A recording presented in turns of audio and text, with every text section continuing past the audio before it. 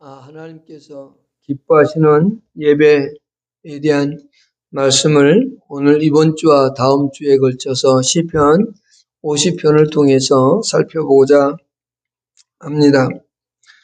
예수님께서 사마리아를 지나가실 때 사마리아 여인과의 대화 가운데 하신 말씀이 있습니다. 하나님은 영이시니 예배하는 자가 영과 진리로 예배할지니라 라고 요한복음 4장 24절에서 그렇게 말씀하셨습니다. 그 여인과 대화 속에서 여인이 우리는 이 산에서 예배하는데 유대인들은 예루살렘에서 예배하나이다 라고 말을 하죠. 거기에 대답으로서 예수님께서 이 산도 아니고 예루살렘도 아니다. 하나님께 온전히 예배할 때가 올 텐데 그때 영과 진리로 예배할 것이다 라고 말씀을 하셨죠. 그래서 예배가 어떤 특정한 장소나 어떤 의식에 국한되지 아니함을 그렇게 말씀하셨습니다. 또한 로마서 12장 1절과 2절에서도 예배가 하나님 앞에서 삶의 모습 속에서 드리는 산 제물의 모습을 우리에게 영적인 예배다라고 말씀을 하셨죠. 그래서 예배라고 하는 건 우리가 드린 이 한 시간, 짧은 시간에 드리는 예배뿐만이 아니라 우리의 삶 전체가 예배가 되어야 된다라고 말씀을 합니다. 오늘 본문 안에 하나님께서 참된 예배, 그것이 무엇인가에 대하여 우리에게 말씀하고 있는데 첫 번째 우리가 생각할 것이 뭐냐면 가장 기본적인 예배의 기본적인 자세, 기본적인 기본에 대해서 우리가 살펴본다면 첫 번째 예배의 대상이 누구냐인 겁니다. 예배의 대상이 누구냐에 따라서 우리의 삶의 태도, 드리는 태도가 달라지고 방법이 달라지기 때문에 그렇습니다. 어떤 사람들은 바위 위에서 또는 나무 위에서 하늘을 향해서 태양과 달을 보면서 자신들은 예배를 드리죠. 그러나 우리는 오늘 본문에서 예배의 대상이 누군지에 대하여 정확히 말씀하고 있습니다. 1절에 이렇게 말씀합니다. 전능하시니 여호와 하나님께서 말씀하사 라고 말씀을 하고 있지요. 전능하시니 그리고 여호와 그리고 하나님 이렇게 말씀하고 있습니다. 전능하시다라고 하는 이 표현, 전능하시니라고 하는 것은 창세기 17장 1절에 하나님께서 아브라함이 나타나셔서 나는 전능한 하나님이라 너는 내 앞에서 행하여 완전한 삶을 살라고 말씀을 하셨지요. 여기 전능하신 이라고 하는 것은 능력이 많으신 그 하나님에 대하여 말씀하고 있고요. 이것을 이제 히브리어로 엘이라고 합니다. 단수입니다. 그런데 그 다음에 하나님이라고 하는 것은 엘로힘 해가지고 복수입니다. 다시 말하면 전능하신 능력이 많으신 하나님, 초월적인 존재로서 모든 것을 주관하고 다스리시는 하나님에 대하여 말씀하고 있는 겁니다. 즉 창조주로서 또는 섭리하신 하나님으로서 심판하신 하나님의 모습을 우리에게 보여주고 있고요. 또 하나 여호와라고 하는 이름이 있죠. 이것은 우리가 잘 아는 것처럼 출애굽기 3장 14절에 하나님께서 모세를 통해 애굽에 보내시면서 말씀하시기를 모세야 너가 가서 애굽에서 이스라엘 백성들을 구원하여 내라 라고 말씀하셨죠. 그때 모세가 그러면 내가 가서 그렇게 말씀을 전할 터인데 그들이 내게 그가 말하는 신이 누구냐? 그 신이 어떤 분이냐라고 하면 제가 뭐라고 말할까요? 라고 할 때 하나님께서 나는 스스로 있는 자다라고 말하라고 얘기하죠. 그것이 바로 여호와입니다. 스스로 자존해 계시는 하나님이라는 표현이죠. 오늘 이 세 가지를 다 같이 표현해주고 있는 겁니다. 이 아삽이 쓴 시에서 예배의 대상은 바로 전능하시며 하나님이신 그리고 여호와라고 표현해주고 있죠. 이 세 개의 표현은 하나님의 위대하심을, 전능하심을, 하나님의 통치와 창조와 섭리와 심판자이신 그 하나님에 대하여 말씀하고 있다라고 얘기하고 있다는 거죠. 그 두 번째, 예배의 가장 기본적인 두 번째는 뭐냐면 그러면 예배 드리러 누가 올 것인가 라고 하는 거죠. 해 돋는 데서부터 해 지는 데까지 세상을 부르셨도다 라고 말씀하죠. 해가 뜨는 데서부터 시작해서 해가 지는 데까지 이것은 온 세상에 있는 모든 나라를 다 포함하고 있는 겁니다. 그러니까 우리는 구약에서 통상적으로 생각할 때 유대인들만 하나님께 구원받고 이방 나라는 구원 못 받았네? 라고 말할지 모르지만 그렇지 않다라고 하는 거죠. 모든 세상에 하나님이시라고 말합니다. 로마서 3장 19절에서 내가 유대인의 하나님이냐 이방인의 하나님은 아니냐라고 하면서 이방인의 하나님도 되신다라고 말씀하고 있지요. 하나님은 모든 세계의 하나님이십니다. 구약에 우리가 생각할 때 유대인의 하나님만 끼고 다른 이방 나라의 하나님 아닌 것처럼 생각할지 모르지만 하나님은 그렇게 말씀하지 않고 있습니다. 해 뜨는 데서부터 해 지는 데까지 온 세상 모든 사람들을 하나님이 부르셨다 그렇게 말씀하고 있습니다. 그래서 구약에서도 이방인들도 구원에 동참할 수 있었음을 우리에게 보여주고 있습니다. 우리는 오직 유대인들만 구원받는다라고는 편협된 생각 속에 있을지 모르지만 그러나 하나님께서는 이방인들마저도 부르시는 구약에서 그 이방인들을 부르셨던 하나님 신약에서도 이방인들까지 부르셨고 그 부르심이 오늘날 우리들에게까지 적용되어지는 겁니다. 그렇다면 이 예배는 도대체 어디서 그럼 드리는 것이 가장 좋겠는가라고 하는 예배적 장소가 나오겠죠. 예배에 대한 기본적인 우리 상식이라고 한다면 예배 드리는 장소 그것은 어딜까요? 2절에 그렇게 말합니다. 온전히 아름다운 시온에서 하나님이 빛을 비추셨도다 라고 얘기하고 있는데요. 온전히 아름다운 시온이라는 표현을 썼습니다. 신명기 12장 5절과 11절을 보면 하나님께서 택하신 곳이 나옵니다. 하나님께서 택하신 장소에서 이스라엘 백성들은 거기서 하나님을 예배하라고 말하고 있죠. 그것을 이제 가나안 땅 들어가면서 왕정 시대를 거치고 나라가 형성되어지면서 이것을 이제 시온이라는 표현을 쓰고 있고요. 그것은 구약에서는 예루살렘이라고 표현할 수 있고요. 신약에서는 하나님의 교회라고 할 수 있습니다. 오늘날도 마찬가지입니다. 하나님의 교회, 그곳에 하나님의 부르심을 받은 성도들이 모여서 예배하는 곳입니다. 그래서 온전히 아름다운 시온이라는 표현은 바로 하나님의 부르심을 받은 사람들이 모인 그 모임의 장소, 그것을 우리는 교회라고 얘기합니다. 하나님의 사람들이 모여서 예배하는 곳, 그것이 바로 아름다운 시온이라고 할 수 있습니다. 여기에서 우리는 하나님께 예배할 때 하나님은 그 예배를 받으시고 어떻게 행하신가라고 하는 것이 하나님이 빛을 비추셨다라는 말씀 속에서 알 수 있습니다. 하나님께서 참되게 예배하는 하나님의 부르심을 받고 하나님께 나와 예배하는 사람들 가운데서 하나님 예배를 받으시면서 빛을 비추셨다라고 말씀하죠. 이것은 곧 하나님의 영광을 드러내 보여주셨다. 하나님의 영광이 나타났다라고 하는 거죠. 하나님의 온전하심이 그 교회에서 예배할 때 하나님의 영광이 가득하고 그 빛을 비추셨다라고 하는 표현을 쓰고 있습니다. 그러면 그것이 어떻게 나타났는가 3절부터 볼 수 있습니다. 우리 하나님이 오사 잠잠하지 아니하시니 그 앞에는 섬기는 불이 있고 그 사방에는 광풍이 불리로다 라고 말하죠. 하나님께서 영광을 나타내실 때 불과 강풍이라고 표현을 하고 있습니다.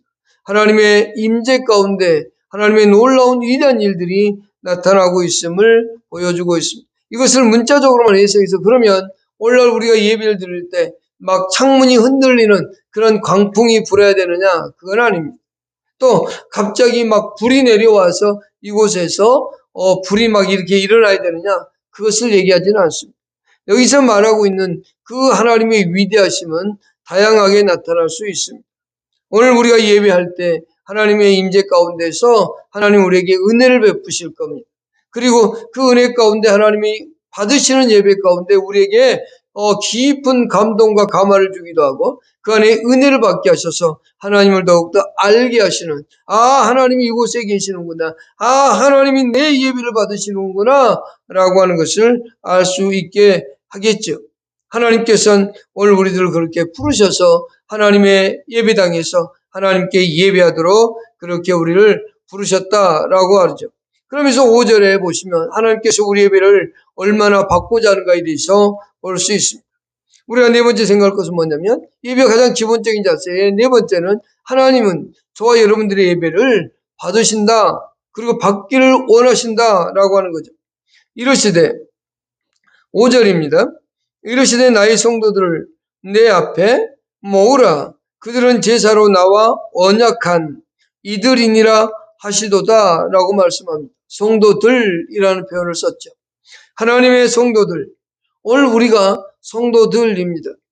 우리는 이제 몸에 배어 있어서 직분자를 부릅니다. 집사님, 권사님, 장로님, 목사님 이렇게 부릅니다. 그러나 이거보다 더 좋은 말은 실은 성도라는 표현입니다.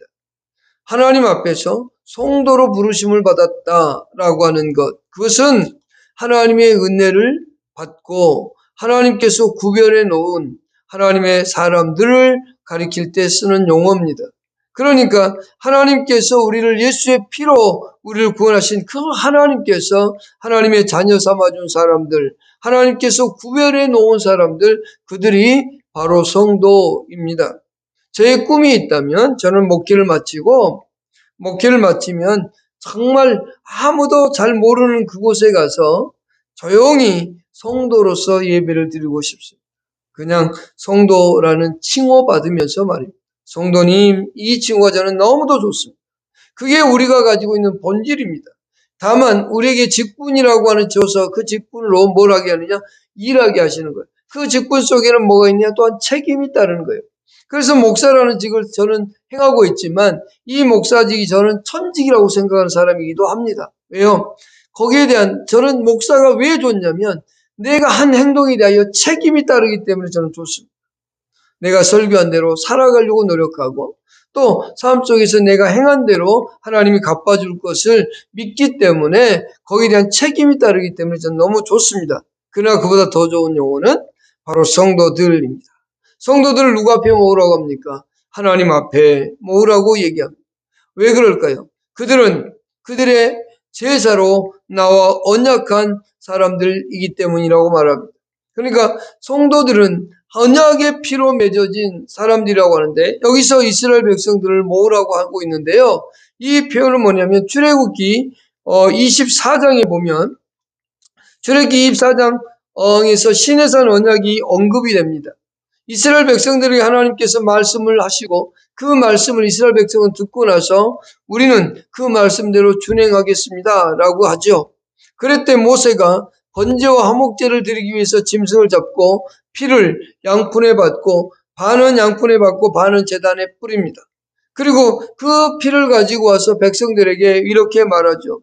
하나님의 말씀을 탁 낭독을 합니다. 그랬더니 백성들이 7절에 우리는 그 말씀대로 준행하겠습니다 라고 하죠. 그때 8절에 그 피를 쫙 뿌립니다. 그러면서 피로 맺어진 언약의 피라고 얘기합니다. 바로 그 얘기를 지금 하고 있습니다. 이스라엘 백성들은 제사로 하나님 앞에서 제사의 피를 흘려서 맺어진 언약의 백성들입니다. 이 피는 이 언약의 나와 언약한 이들이라는 이 표현은 희생의 제물로 맺어진 약속이라는 문자적 의미를 가지고 있는데 이것은 희생의 제물이 없으면 안 된다는 거죠. 그러니까 제사를 드릴 때 짐승을 잡습니다. 그 짐승을 잡을 때마다 그 잡는 모습을 보면서 무엇을 보냐면 내가 저렇게 죽을 수밖에 없는 존재, 내가 죽어야 된다는 존재, 죄는 반드시 요구하는 게 죽음이라는 겁니다. 그 죽음을 목도하면서 나 대신 죽어주는 저 재물을 보게 되는 거죠. 그래서 구약에 나오는 모든 제사는 이 그리스도를 예표하고 있습니다. 그래서 짐승을 잡을 때마다 나를 위해 죽는 저 짐승을 보듯이 우리는 오늘날 누구를 생각해야 되냐면 나를 위해 십자가에 죽어주신 예수 그리스도를 생각해야만 되는 겁니다. 예수 그리스도께서 나 위해서 십자가에서 죽어진 그 사건으로 말미암아 내가 하나님과 맺어진 언약 자손인 것. 그래서 예수 그리스도의 희생의 제사가 없다면 나에게 구원도 없고 나에게 하나님의 약속되진 모든 약속도 없는 겁니다. 그러나 하나님은 그 예수 그리스도의 희생의 제물로 말미암아서 나를 하나님의 자녀 삼으셨고 하나님의 아들 삼으셨다는 사실을 우리는 늘 기억해야만 됩니다. 하나님 앞에 예배드리러 나올 때, 하나님께 나올 때마다 기억해야 되는 건 나 위에서 십자가 죽으신 예수 그리스도의 구속의 은혜를 기억하고 그분 앞에 나오는 겁니다. 그래서 하나님은 우리 예배를 받으신다. 하나님은 내 예배를 받고자 하신다. 예수 그리스도의 피로 맺어진 하나님의 자식이라는 사실, 그 예수 그리스도의 피로 맺어진 언약에 약속된 자속이라는 거죠. 그래서 우리는 구약 성경에 그리고 신약 성경에 기록되어진 모든 하나님의 말씀은 우리에게 주신 말씀이고 거기에 약속되어진 모든 말씀은 나와 약속되어진 말씀입니다. 그래서 그 약속된 말씀을 믿고 따르면 그 약속이 나에게 삶 속에서 이루어진다라고 하는 거죠. 그래서 이스라엘 백성들에게 하나님 앞에 불러 모은 겁니다. 말씀대로 살겠다고 했잖아. 그 말씀대로 살겠다고, 내 말대로 살겠다고 했는데 왜 그렇게 살지 않고 있느냐라고 하는 그 책망의 징계의 말씀이기도 합니다. 그래서 그들에게 심판자의 모습이라고 하나님은 말씀하죠. 6절에 그렇게 말씀합니다. 6절을 한번 보십시다. 하늘이 그의 공의를 선포하리니 하나님 그는 심판장이심이로다 라고 그러면서 쉘라 합니다. 이것은 악기를 다루다가 거기에서 잠깐 멈추는 겁니다. 그리고 거기에서 묵상을 하게 되겠죠. 우리는 하나님께서 우리의 심판장 되심을 잊어서는 절대로 안 됩니다. 하나님과 맺어진 약속, 예수 그리스도의 구속의 은혜로 말미암아 구원받은 사람으로서 하나님을 예배하고 하나님께 전적으로 굴복하겠다고 약속하고 하나님 앞에 나와 있는 사람들입니다. 예배라고 하는 이 단어는 예의를 지켜서 그분께 절한다는 뜻입니다. 예의를 갖추고 철저히 그분 앞에 절한다는 겁니다. 그러면 우리가 예배라고 할 때 하나님 앞에 나와서 하나님 앞에 예의를 갖추고 그분 앞에 엎드려 절하면서 그분 앞에 굴복하는 행위입니다. 우리는 그래서 하나님 앞에 나와 예배한다는 것은 철저하게 예수 그리스도 피 때문에 우리는 구원받은 자이기 때문에 그분 앞에 굴복하는 자세, 철저히 순종하겠다는 자세, 그것이 우리에게 절대적으로 필요하다라고 하는 겁니다. 두 번째, 이제 크게 두 번째 생각할 것은 우리는 기본적인 예배에 대해서 생각했다면 이제 7절부터 13절까지는 그리고 15절까지 살펴본다면 하나님께서는 형식적인 예배를 싫어한다는 게 13절까지 말씀이고 14절, 15절은 참된 예배가 무엇인가를 다시 한번 강조하고 있습니다. 자, 7절부터 우리 보십시다. 7절부터 하나님께서 예배 가운데 어떤 예배를 원하시는가? 참된 예배를 원하시는 하나님의 모습을 우리가 크게 두 번째로 살펴볼 수 있습니다. 7절입니다. 내 백성아 들을지어다 내가 말하리라. 이스라엘아 내가 내게 증언하리라. 나는 하나님 곧 내 하나님이로다. 나는 내 재물 때문에 너를 책망하지 아니하리니 내 번제가 항상 내 앞에 있음이로다. 긍정적인 입장으로 생각해 보면 하나님께서는 재물을 예배드린 재물에 대해서는 책망하지 않으시고 있는 겁니다. 그들이 드린 이 재물 그것 때문에 나는 너희를 책망하지 않아 라고 얘기하는 거예요. 이스라엘 백성아 들으라. 내가 진짜 하나님됨을 너에게 증언할게. 그리고 증거를 해줄게. 그런데 그 증거를 할 때 너희들이 드린 재물 때문에 고민을 하지 마라. 내가 번제를 드리면서 드린 수소 이런 것들 때문에 내가 재물을 잘못 드렸나? 고민하지 말라는 거죠. 그 재물에 대해서는 책망하지 않겠다라고 하는 거죠. 그러면 이 재물에 대해서 책망하지 않겠다는 얘기는 그들이 드리는 의식에 대해서 책망하지 않겠다는 얘기입니다. 다만 뭐가 빠졌나? 가장 근본적인 정신을 얘기하고자 하는 거란 얘기죠. 왜 하나님이 재물에 대해 책망하지 않느냐? 그 재물은 다 하나님의 것이기 때문에 그렇다라고 하는 거죠. 여기 9절 이하에 보면 그 재물들이 항상 번제로 드려지는 재물이 하나님 앞에 있다고 8절에서 말씀하면서 9절부터는 그 모든 것이 다 누구 거냐? 하나님 것이다 라고 말씀을 하죠. 9절 내가 내 집에서 수소나 내 우리에서 수염소를 가져가지 아니하리니 이는 그 이유는 살림의 짐승들과 무산의 가축이 다 내 것이며 산의 모든 새들도 내가 아는 것이며 들의 짐승도 다 내 것이다. 다 하나님의 것이기 때문에 그 재물, 그것 때문에 너희는 그것 때문에 책망받을 걸 고민하지 말라고 얘기하고 있는 겁니다. 왜? 하나님의 것이니까. 내가 부족해서 너에게 요구하고 있는 게 아니라는 거죠. 하나님 그럼 뭐를 원하는 거냐? 형식적인 예배, 그것을 원하지 않는다는 거죠. 그것보다 더 중요한 예배의 정신을 요구하고 있는 거예요. 짐승을 잡을 때 내 죄 때문에 내가 죽어야 되는데 저 짐승이 나 대신 죽는 거예요. 그 가장 기본적인 하나님의 은혜, 그것을 요구하고 있는 겁니다. 우리는 예배드리러 나올 때 가장 중요한 살아계신 하나님께서 나를 대신하여 예수 그리스도를 십자가에 죽였다는 사실, 이것을 기억하고 나와야 된다라는 거죠. 하나님께 드리는 제물, 예물도 드릴 수 있습니다. 얼마든지 많은 예물도 드릴 수 있습니다. 그러나 그것보다 더 중요한 근본적인 정신, 예배라고 하는 그 정신, 하나님께 철저히 굴복하고 순종하겠다는 그 정신 가지고 나오라는 겁니다. 그래서 하나님 앞에 이스라엘 백성들이 하나님 말씀대로 살겠습니다 했던 그 약속을 다시 한번 기억하라고 하는 겁니다. 그래서 너희들에게 피를 뿌리며 약속했던 백성들 아니냐라고 말씀하고 있는 거죠. 그러니까 짐승을 아무리 많이 드린다고 해도 내가 어찌 그 짐승 때문에 만족을 하겠느냐라고 하는 거죠.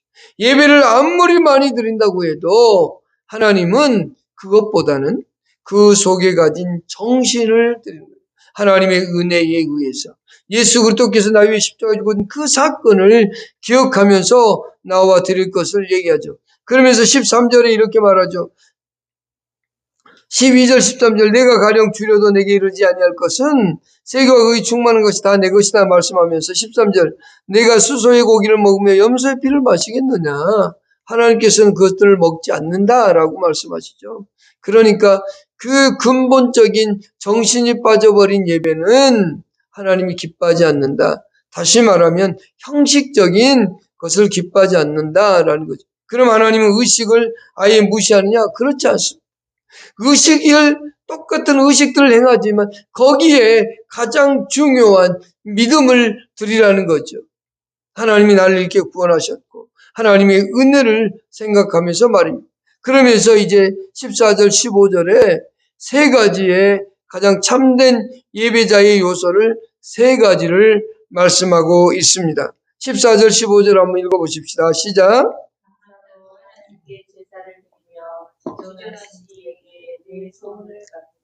자, 첫 번째, 감사로 하나님께 제사를 드리라 라고 14절에 말씀하고 있습니다. 그러니까 예배를 드리러 나올 때 제일 중요한 거 하나님의 은혜에 의한 감사의 마음을 갖고 나오라는 거죠. 감사하는 마음을 가지고 하나님 앞에 나와서 예배하는 겁니다. 나를 구원해 주신 그 은혜, 나를 대신해서 십자가 죽으신 그 예수 그리스도의 은혜, 거기에 대해서 감사하라는 겁니다. 그러면서 동시에 이 감사한다는 말은 바로 감사의 제물도 있고 낙헌 제물도 있고 감사제도 있는 단어입니다. 그러니까 감사한다고 할 때 말로만 감사합니다가 아니라 예물과 함께 감사제를 드리라라고 얘기하는 거죠. 우리는 하나님 앞에 정말로 언제 어디서나 감사라는 이 말씀을 기억해야 됩니다. 데살로니가서 5장 18절에서 말씀하듯이 범사에 감사하라. 어떤 일을 만나든지 감사하라고 말씀합니다. 그것은 우리가 구원받은 자이기 때문에 그렇습니다. 이것이 그리스도 예수 안에서 너에게 향하신 하나님의 뜻이다라고 얘기하죠. 감사함이 없는 예배, 하나님의 앞에 나올 때 진실로 예수 그리스도 안에서 구원받은 그 감격의 은혜 속에서 드리는 감사가 없다면, 그 마음이 없다면 하나님은 그 예배를 받지 않겠다라고 말씀하는 거예요. 두 번째, 지존하신 이에게 내 소원을 갚으며 라고 되어 있죠. 특히 구약 성경에서 소원이라는 것은 반드시 갚아야만 되는 겁니다. 손해를 보더라도 하나님께 소원했으면 갚으라는 거죠. 여기서 말하고 있는 것은 출애굽기 24장 8절 그리고 19장 3절에서 말씀하셨던 이스라엘 백성들이 하나님 말씀하시면 내가 그 말씀대로 준행하겠나이다. 내가 하나님 말씀대로 준행하겠습니다. 약속을 했잖아요. 그렇게 살겠다고 약속했으니 그 약속 지키라는 겁니다. 내가 하나님 무엇을 하겠습니다라고 했다면 손해가 갈지라도 지키라는 거죠. 우리는 많이 얘기해요. 뭐라고 얘기하냐 기도할 때 하나님 뜻대로 살겠습니다. 하나님 뜻대로 하겠습니다라고 회복하죠. 그러면 그 하나님의 뜻대로 행동하고자 함이 있어야 된다는 거죠. 이스라엘 백성들은 하나님의 뜻대로 말씀대로 순행하겠습니다라고 했어요. 그러니까 하나님께서 그들에게 요구하고 있는 게 뭐냐? 바로 이것을 하라는 겁니다. 말씀대로 굴복하고 전적으로 순종하며 살고자 하는 의지를 가지고 하나님께 나오라는 겁니다. 우리는 하나님 앞에 나올 때 나는 예배 드리면서 찬송 불러서 은혜 받고 이제 돌아가서 내 마음대로 사는 게 아니라 삶의 터전에 돌아가서 그래 하나님의 말씀대로 살아야지. 우리를 그 말씀대로 살도록 누가 인도하시느냐? 성령께서 인도해 주시잖아요. 성령께서 우리에게 감동 주고 우리에게 위로하고 힘 주시잖아요. 그래서 그 말씀대로 살아가게 하고 예수 그리스도를 알게 하고 예수 그리스도 안에 나아가게 하고 죄를 깨닫게 하고 의롭게 살도록 하시는 분이 바로 성령님이시다라고 하는 거죠. 세 번째 요소입니다. 15절 보십시다. 읽으십시다. 시작. 환난 날에 나를 부르라. 내가 너를 건지리니 내가 나를 영원롭게 하리로다. 여기 환난 날에 나를 부르라고 말씀하시죠. 아니 예배와 환난이 뭐야? 라고 생각할지 모르지만 환난이 왔다, 고난이 왔다라고 하는 것은 이 주시는 하나님의 목적이 있어요. 이스라엘 백성들이 어려움이 오고 환난이 오게 하는 그 목적은 뭐냐면 회개하고 돌이켜서 하나님께로 오라는 겁니다. 그것이 환난을 주는 참된 목적입니다. 우리는 환난이 오면 엄마야 나는 왜 이렇게 고난당하나 라고 생각할 게 아니라 하나님 앞에서 내가 하나님의 뜻대로 살지 못하고 있는 것이 무엇인가를 생각해야만 된다는 거죠. 그리고 하나님께로 돌아오기를 하나님은 그토록 원하는 것. 그래서 환난 날에 나를 부르라. 하나님 힘들고 어렵습니다. 내가 잘못된 것 돌이켜게 했습니다. 그리고 하나님을 찾으라는 겁니다. 하나님을 찾는 자가 살아날 거라고 아모스 선지자는 말합니다. 하나님을 찾으라 그래야면 살리라고 말하죠. 5장 3절에서. 여러분 우리는 하나님을 부를 수 있는 사람들 그런 사람들 아닙니까? 그럴 때 하나님이 뭐라고 말씀하세요? 내가 나를 건져주겠다. 내가 나를 건지시리니 내가 너를 건지시리니 내가 나를 영원롭게 하리라. 그 어려움과 고난 속에서 하나님의 건지심을 받고 하나님의 뜻대로 행하며 하나님의 말씀을 실천하며 하나님께 온전한 예배를 드림으로 인해서 우리가 하나님께 영광을 드릴 수 있는 삶을 살 수 있다라고 하는 거죠. 예배는 1시간 드리고 끝나는 것이 아니라 이 예배를 드리고 나서 더욱더 은혜를 받고 나아가 삶 속에서 예수 그리스도의 말씀을 따라 하나님의 말씀을 따라 그렇게 살아가는 것. 그러면서 또 하나님께 나와 예배하고 때로는 어려움 당할 때마다 하나님을 부르시고 하나님과 함께하는 그것이 참된 예배입니다. 우리 그렇게 살 수 있기를 축복합니다. 살아계